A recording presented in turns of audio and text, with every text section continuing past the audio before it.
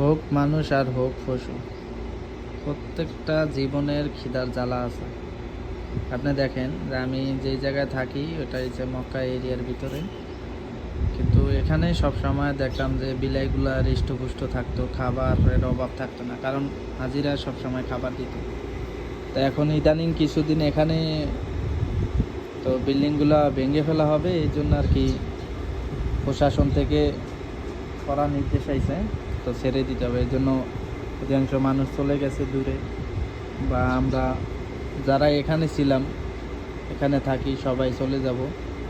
তো এখন বিলাইগুলো আসলে খাবার তেমন একটা পাইছে না, এই জন্য এগুলা অনেক না খায় দিন দিন শুকিয়ে যেতেছে। আসলে আজকে দেখে বিষয়টা খারাপ লাগলো। তো মানুষজন থাকলে অন্তত পশু পাখির একটা আহারের ব্যবস্থা হয়, তারপরও রিজিকের মালিক আল্লাহ, দেখা যাক।